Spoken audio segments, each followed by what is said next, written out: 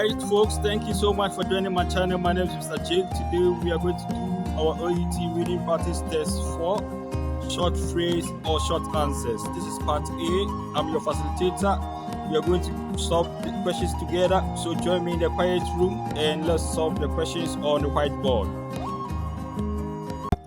Alright, so now we know text A has fractures, dislocation, sprain. Text B has immediate management, clinical assessment, and management. So there's difference, okay? Immediate management, referring to something you need to do instantly. Then we have clinical assessment. So after performing all this or gathering this information, then these are the long-term management or things you need to do to help patient get full recovery. Text C has information about drug therapy protocol. So we have morphine, and we have some medical practitioners who can administer morphine. We have the procedure or the route for giving morphine. So this text is more about medication. So the last text, which is text D, is about technique for plaster backslap for arm fractures. Use same principle for leg fractures. So it is dedicated to plaster backslap. All right, so we have 1 to 8. So we have questions 15 to 20. Complete each of the sentences 15 to 20 with a word or short phrase from one of the text. Each answer may include words, numbers, or both. All right, now we know our text, so we can move ahead. Question 15. Falling on an outstretched hand is a typical cause of a dash of the elbow. So we are looking for a condition, okay, after falling on an outstretched hand, okay? So let's go to where we can find conditions, and that is text A. Alright guys, so we refer to text A because it contains fractures, dislocation, and sprain. So these are conditions, okay? And the nature of the question demands something that might happen. So we are here looking for the answer. We have some few keywords in the question like elbow and outstretched hand.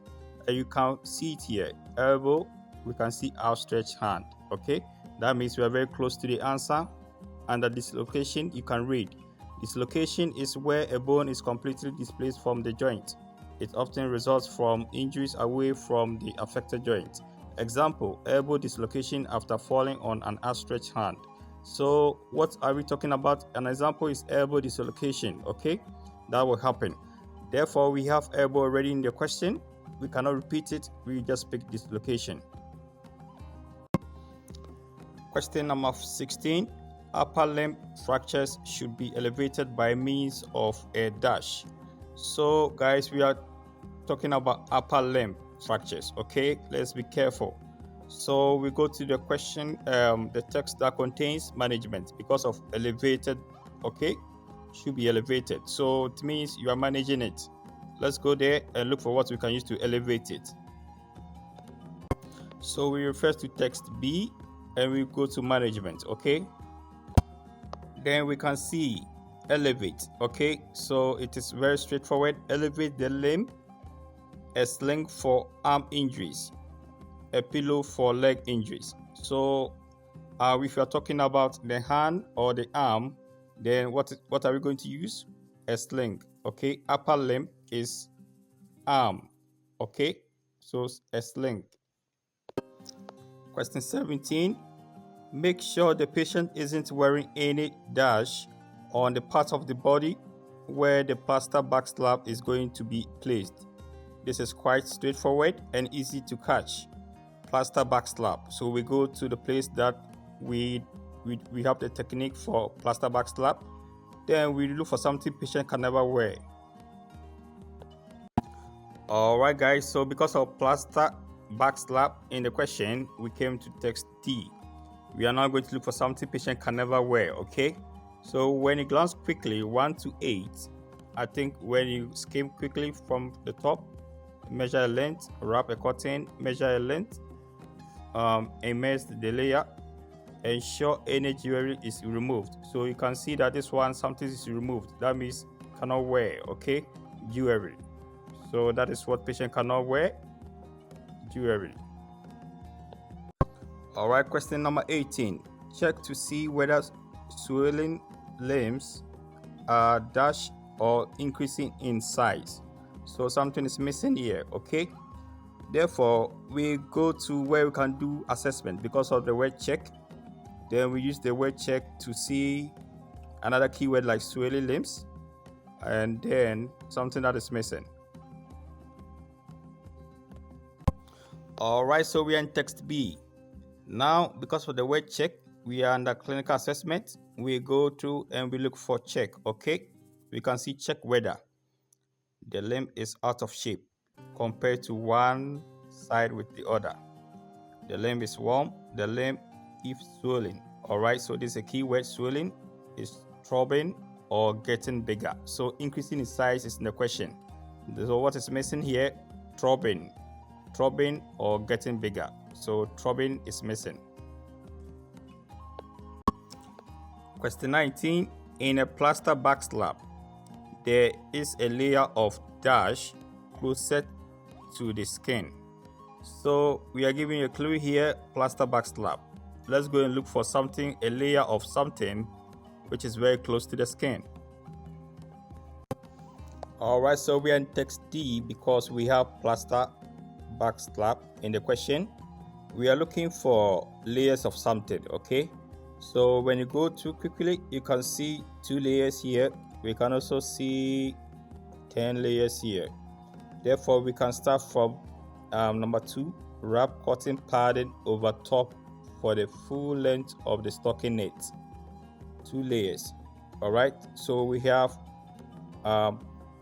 padding or cotton padding and stocking knit, 2 layers, okay? So 50% overlap.